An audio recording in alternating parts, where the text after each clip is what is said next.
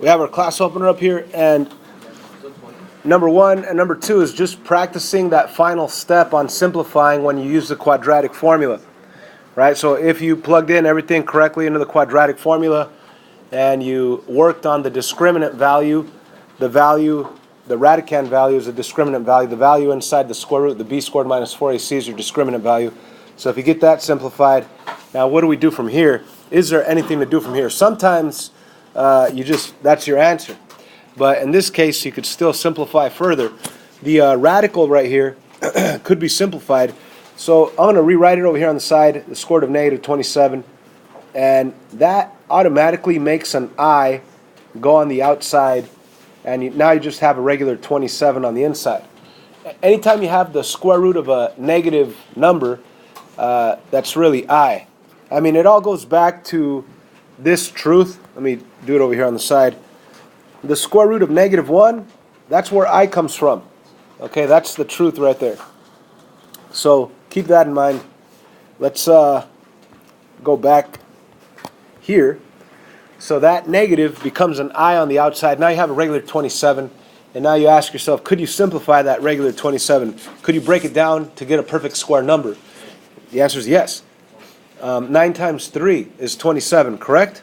So I want to split it, put 9 times 3, split the root, bring down the I. So the square root of 9, this guy right here, you could actually do that. That becomes 3.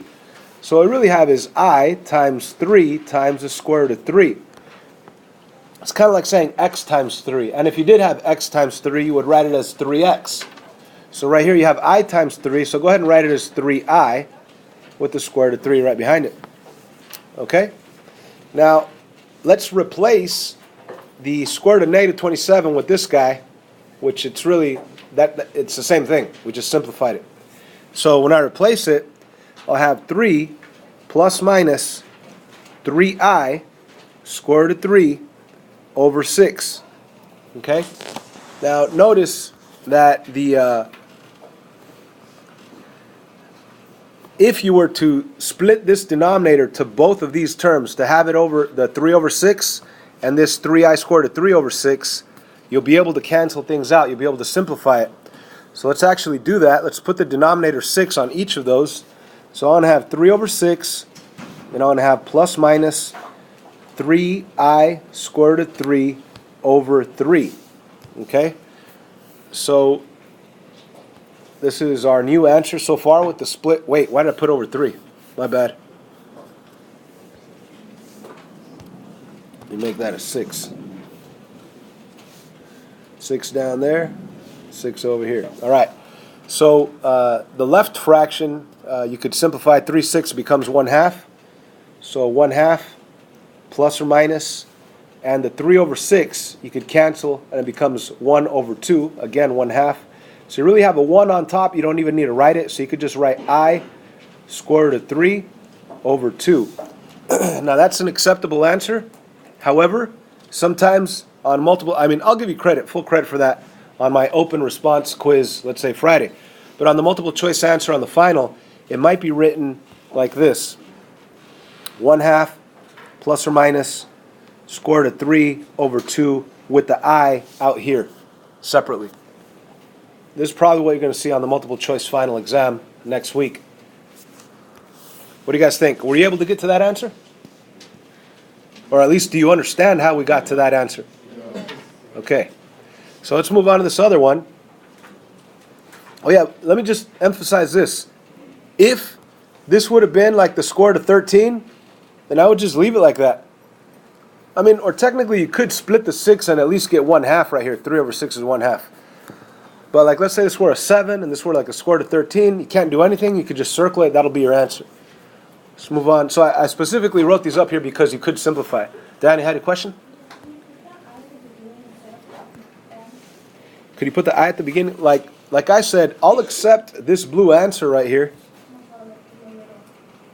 In the middle? Oh, you're talking about out here? Like right here in the front? I guess that's okay. But it boils down to this. The I, you treat it like a variable, like x, right? So if you really did have x times 3/2 or x times 1/2, you wouldn't leave it x 1/2. you would write it 1/2 x. So the more correct answer is to take that I and put it at the end, so it'll be a fraction in x or a fraction in I. Okay, so yeah, take that I and put it at the back. That's the better answer.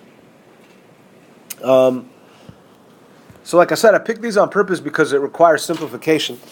So let's take a look at the square root of 32, and let's do it on the side over here. Square root of 32. It's not negative. We don't have imaginaries. So what could I do here? Break it down to what? Square root of 8 and square root of 4. Okay, so 4 times 8 is a great option, but there's a better option. Now let me show you. If you go 4 times 8, okay, that when you split it, you'll get 2 square root of 8. But the square root of 8 could be broken down to 4 times 2, and then you have to split that to 4 and 2, and with the 2 over here, then you get 2 times 2 times square root of 2, which is 4 square root of 2. So the better option, instead of going with your first perfect square number, the better option is to think of your highest perfect square number. So 4 works. Yeah, 4 times 8 is 32. How about 9? 9 times something? No. 16. Yeah, 16 times 2 will give you 32. So when you split the root, you'll get 4 square root of 2, and that's your answer. So it's safe to say that the square root of 32 is 4 square root of 2, whichever way you decide to simplify, right? If you're bored on a Saturday night, go for it. If you're taking a final and you're under a time constraint, go with the higher perfect square number. Anyhow, let's go back to the original. You're going to have negative 8 plus or minus 4 square root of 2 over negative 6. Okay, so what I want to do is I want to zoom in on this right here and simplify this. Finish simplifying this guy. All right, we've zoomed in. Now we're going to take an alternate path here. Instead of splitting the denominator, instead of taking this guy and putting it under each, which you could do, instead of doing that, I want to realize that I have one term, 2 terms, and another one down here, and they're all divisible by 2. So if you reduce everything by 2, you're going to have a 4 left over right here. You're going to have a 2 left over right here. And the 6 becomes a 3. So let me rewrite everything. It's going to be a negative 4 plus or minus 2 square root of 2 over 3. And guess what? That's an acceptable answer. That's it. We're done. Now, we could have split the 6 to each one of those, right? And we'd end up with the same answer. And you're probably thinking, why did we leave it all as one fraction? Why don't we split the 3? You could split the 3. As a matter of fact, on some multiple choice answers, it might be split. So it might be written like this.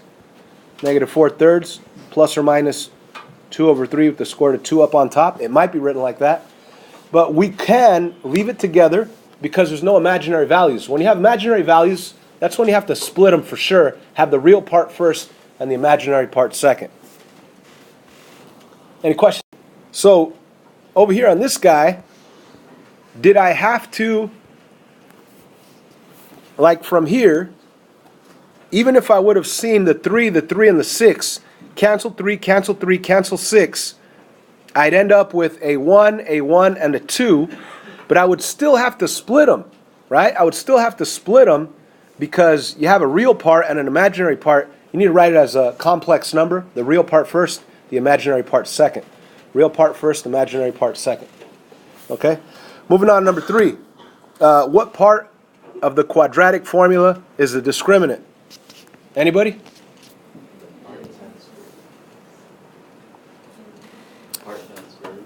The part that's inside the square root. That's right. So here's my quadratic formula. X equals negative b plus or minus the square root of, and we have b squared minus 4ac. The red part, it's all over 2a. The red part right there is the discriminant. Okay, the red part is the discriminant. So if they ask you what's the discriminant, all you say is b squared minus 4ac. b squared minus 4ac.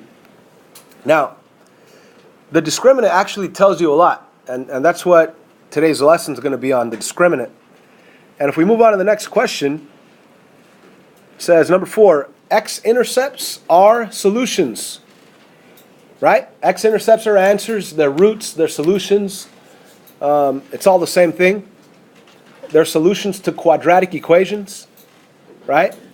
So, with that said, that x-intercepts are solutions, If your discriminant is negative, how many times will your parabola cross the x-axis? What do you guys say? If your discriminant, what am I talking about? I'm talking about this guy right here in red. If you do this math and the answer to that math is negative, what's going to happen to your overall answer, guys? Let me ask you this. What if in here I did this math and I ended up with -9? Then what would happen? You have an I. You have imaginaries, right? So when you're talking, you're going to have imaginary answers, complex answers. So if your discriminant is negative, what kind of answers do you get? You get imaginary answers. You don't get real answers. So when I ask you, how many intercepts do you have? You don't get real intercepts. So it doesn't cross at all. Does that make sense? So if you had a parabola and you graphed it, it's probably going to look something like this, where it does not cross the x-axis. Okay? So when you're looking for x-intercepts, you're looking for the answers.